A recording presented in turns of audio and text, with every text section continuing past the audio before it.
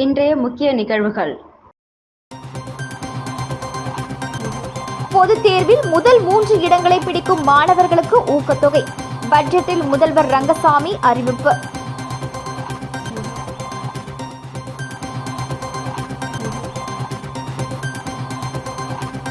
எதிர்பார்ப்புகளை நிறைவேற்றாமல் மக்களை ஏமாற்றும் பட்ஜெட்.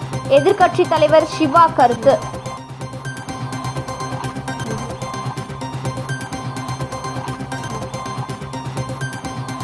பட்ஜெட்டிற்கு அதிருப்தி சட்டமன்ற உறுப்பினர்கள் எதிர்ப்பு. நிதி ஆயோக் கூட்டத்தில் பங்கேற்காமல் பாஜக மீது அவப்பெயரை ஏற்படுத்துவதாக குற்றச்சாட்டு.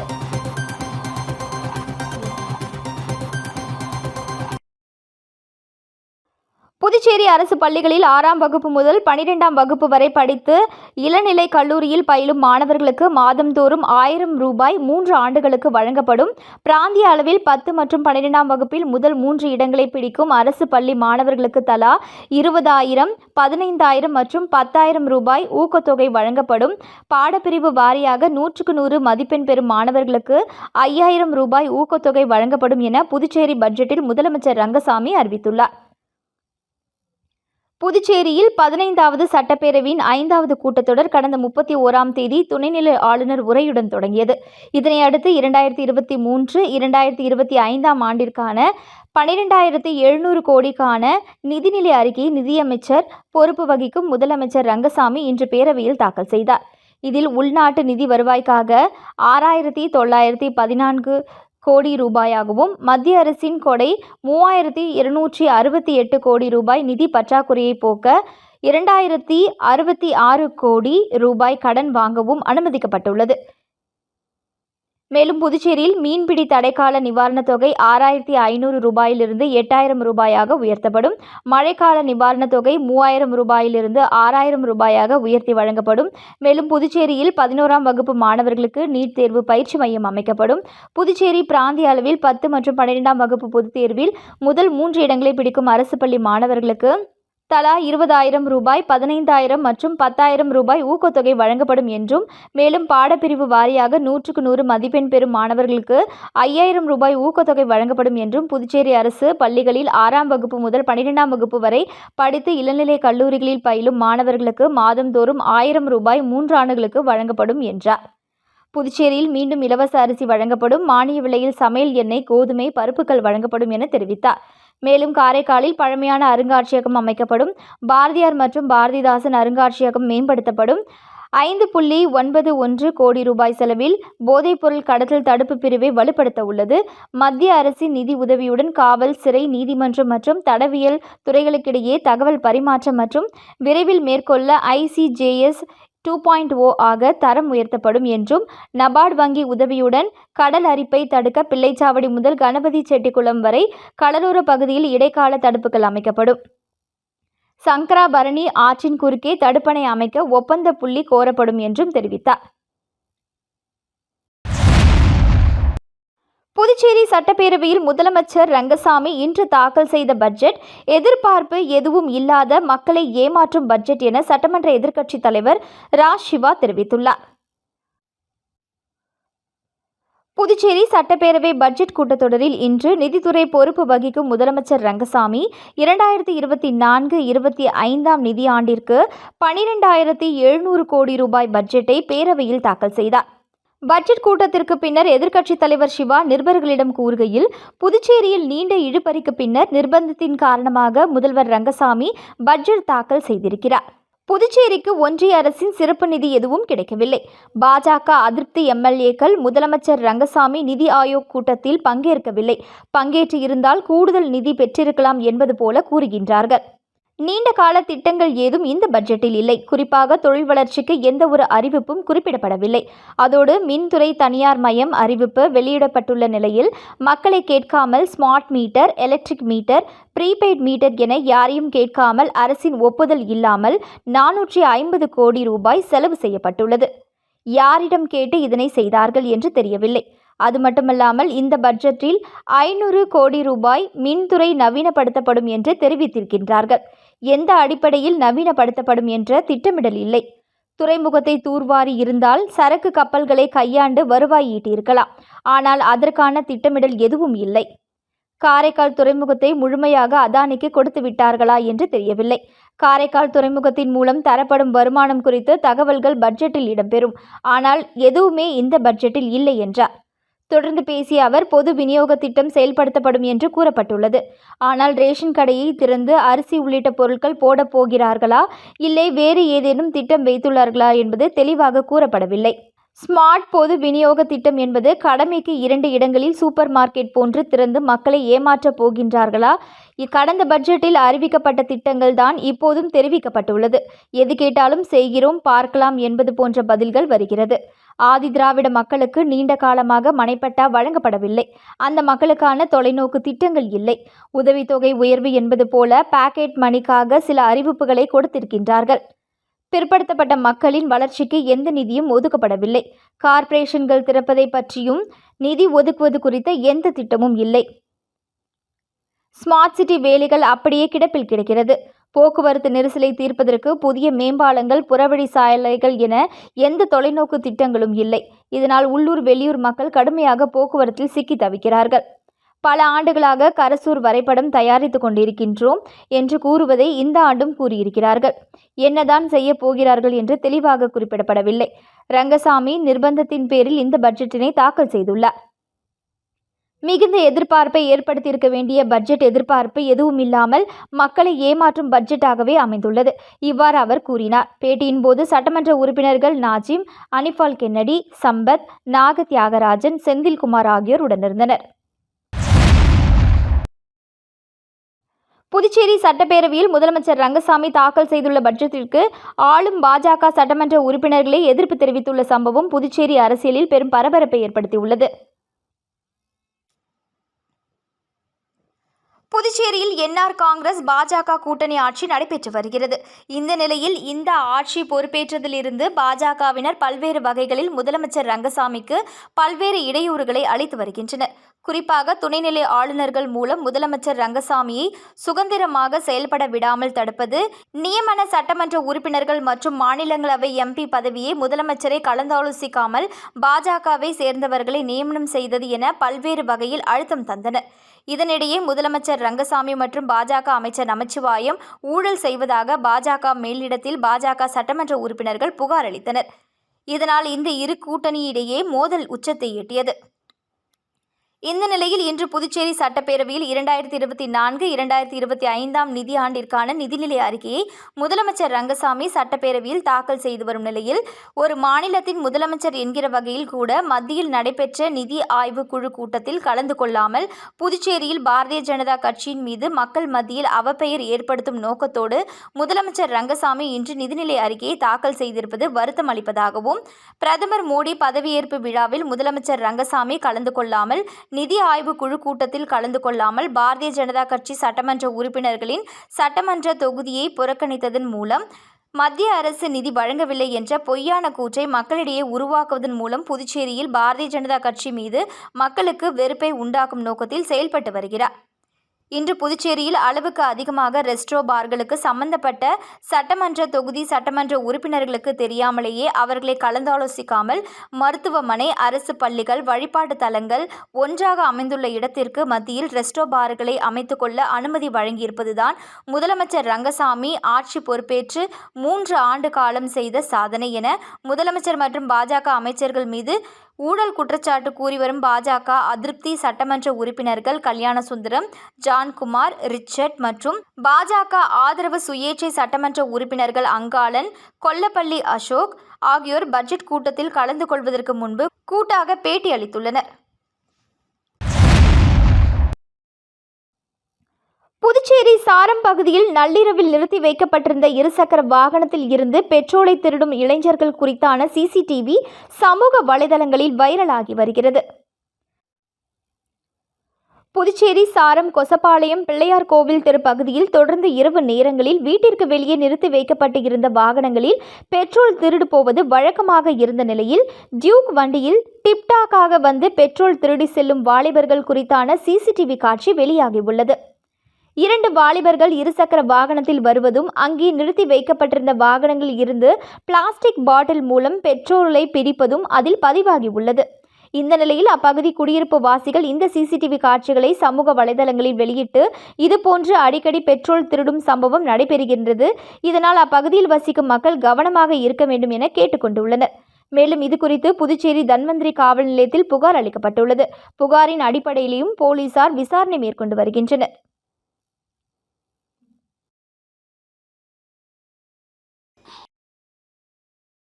புதுச்சேரியில் மிகவும் பிரசித்தி பெற்ற ஸ்ரீ வேதபுரீஸ்வரர் கோவிலில் வளர்பிறை பிரதோஷ பூஜையில் திரளான பக்தர்கள் பங்கேற்று சுவாமி தரிசனம்.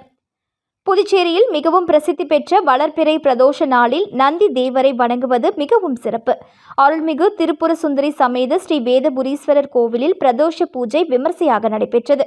இந்த வளர்பிறை பிரதோஷ நாளில் நந்தி பகவான் மற்றும் மூலவர் வேதபுரீஸ்வரருக்கு பால், தயிர், இளநீர், பன்னீர், சந்தனம், திருநீறு உள்ளிட்ட பல்வேறு வாசனை திரவியங்கள் கொண்டு சிறப்பு அபிஷேக ஆராதனை நடைபெற்றது. தொடர்ந்து அலங்கரிக்கப்பட்ட நந்தி மற்றும் மூலவருக்கு மகா தீபாராதனை காண்பிக்கப்பட்டது. இதில் திரளான பக்தர்கள் பங்கேற்று சுவாமி தரிசனம் செய்தனர். காரைக்காலில் 2வது முறையாக அரசு பள்ளியில் பயிலும் 10ஆம் வகுப்பு மாணவன் ஒரு நாள் மாவட்ட ஆட்சியராக பணியாற்றினார்.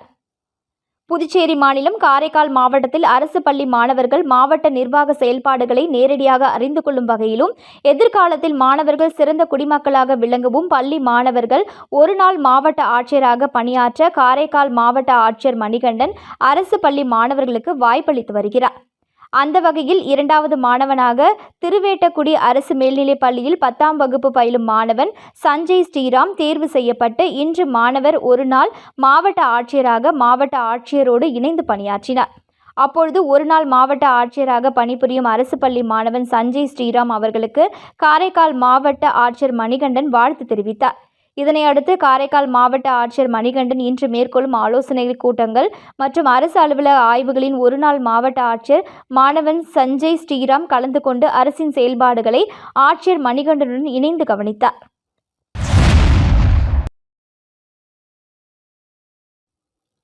ஏம்பலம் அருள்மிகு ஸ்ரீ முத்துமாரியம்மன் ஆலயத்தில் அமைந்துள்ள அருள்மிகு ஸ்ரீ வடிவாம்பிகை உடனுரை ஸ்ரீ சந்திர மௌலீஸ்வரர் பெருமாளுக்கு ஆடி மாத தேய்பிறை பிரதோஷ வழிபாடு நடைபெற்றது.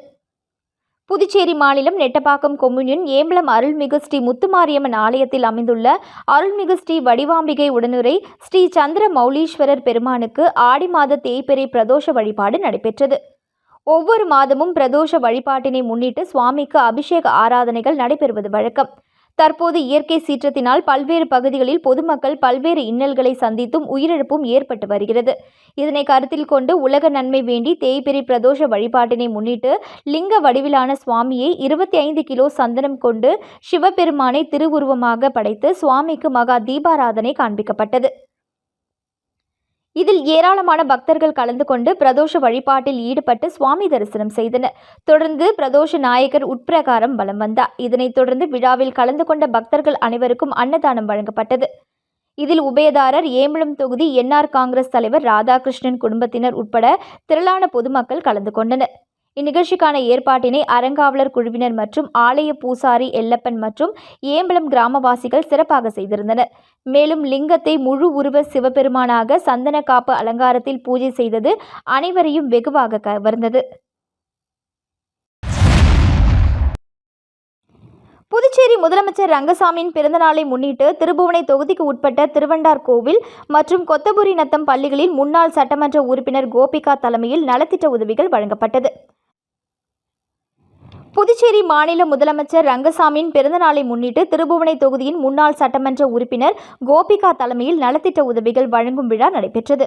இதில் திருவண்டார் கோவில் மற்றும் கொத்தபுரி நத்தம் அரசு உயர்நிலைப் பள்ளிகளில் கடந்த கல்வியாண்டில் 10ஆம் வகுப்பில் முதல் 3 இடங்களை பிடித்த மாணவ மாணவிகளுக்கு சால்வை அணிவிக்கப்பட்டு நினைவு பரிசுகள் மற்றும் ஊக்கத்தொகை வழங்கி பாராட்டப்பட்டது.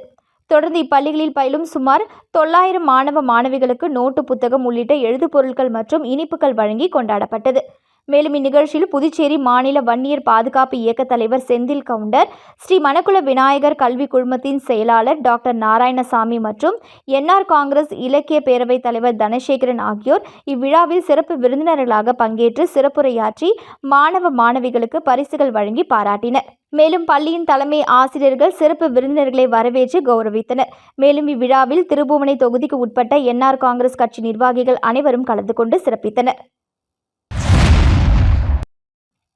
புதுச்சேரி முத்தியால்பேட்டை மஞ்சினி நகர் பகுதியில் எழுந்தருளி உள்ள அருள்மிகு ஸ்ரீ வரதவள்ளி மாரியம்மன் ஆலயத்தின் 60ஆம் ஆண்டு ரதோற்சவ விழாவை ஒட்டி அம்மன் ராஜராஜேஸ்வரி அலங்காரத்தில் திருவீதி உலா நடைபெற்றது.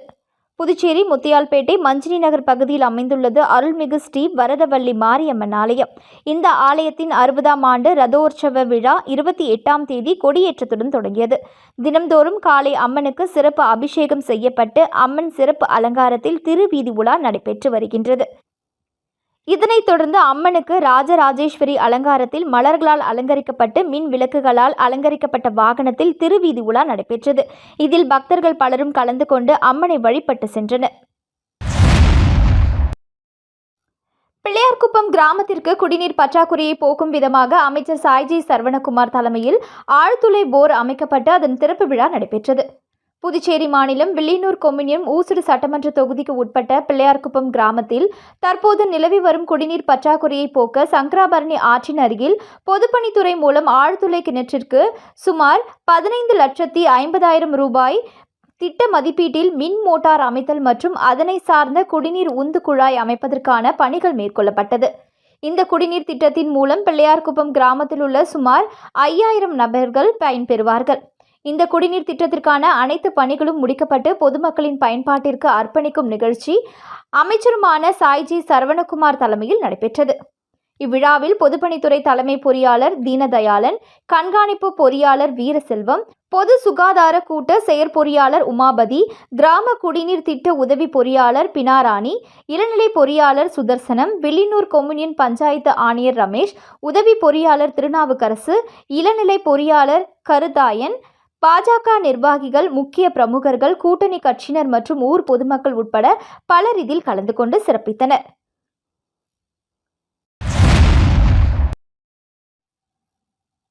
மதகடிப்பட்டு களித்தீர்த்தாள்குப்பம் பகுதியில் தீ விபத்தில் பாதிக்கப்பட்ட குடும்பத்திற்கு எம்எல்ஏ அங்காளன் நேரில் சென்று நிவாரண உதவி வழங்கி ஆறுதல் கூறினார்.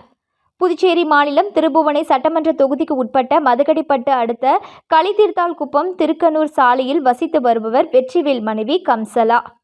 கணவனை இழந்த இவர் தற்போது கூலி வேலை பார்த்து வருகிறார். இந்த நிலையில் நேற்று ஆகஸ்ட் 1ஆம் தேதி வெள்ளிக்கிழமை வேலைக்கு சென்று இருந்த நிலையில் காலை இவரது கூரை வீடு தீப்பற்றி எரிந்தது. இதில் வீட்டினுள் இருந்த துணிமணிகள், air cooler, AC, grinder, mixie, மளிகை பொருட்கள், பாத்திரங்கள், உடைமைகள், ரொக்கப்பணம் 10,000 ரூபாய் உட்பட சுமார் 2 லட்சம் மதிப்புள்ள பொருட்கள் தீயில் எரிந்து நாசமானது.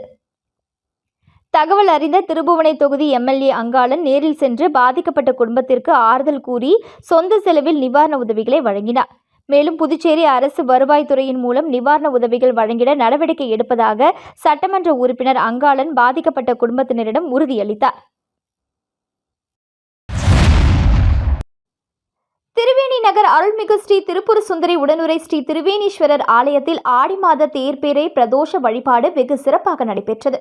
புதுச்சேரி மாநிலம் வில்லியனூர் சட்டமன்ற தொகுதிக்கு உட்பட்ட வி. மணவெளி திருவேணி நகர் பகுதியில் அமைந்துள்ள அருள்மிகு ஸ்ரீ திருப்புர சுந்தரி உடனுரை ஸ்ரீ திருவேணீஸ்வரர் ஆலயத்தில் ஆடி மாத தேய்பிறை பிரதோஷ வழிபாடு வெகு சிறப்பாக நடைபெற்றது. இதில் சுவாமிக்கு பால், தயிர், இளநீர், சந்தனம், விபூதி, பன்னீர், பழங்கள், பஞ்சாமிர்தம், தேன், அபிஷேகத்தூள் உள்ளிட்ட பல்வேறு திரவியங்களால் அபிஷேகம் செய்யப்பட்டது. இதனைத் தொடர்ந்து சுவாமிக்கு மகா தீபாராதனை காண்பிக்கப்பட்டது. தொடர்ந்து பிரதோஷ நாயகர் உட்பிரகாரம் வலம் வருதல் நிகழ்ச்சி நடைபெற்றது.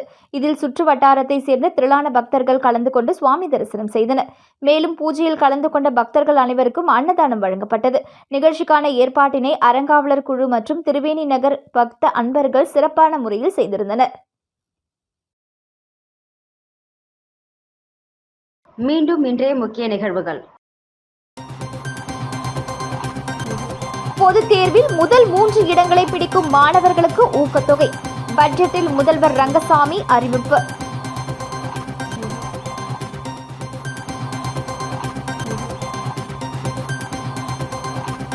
எதிர்பார்ப்புகளை நிறைவேற்றாமல் மக்களை ஏமாற்றும் பட்ஜெட், எதிர்க்கட்சித் தலைவர் சிவா கருத்து.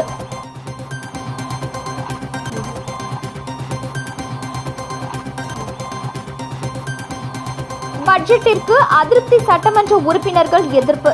நிதி ஆயோக் கூட்டத்தில் பங்கேற்காமல் பாஜக மீது அவப்பெயரை ஏற்படுத்துவதாக குற்றச்சாட்டு.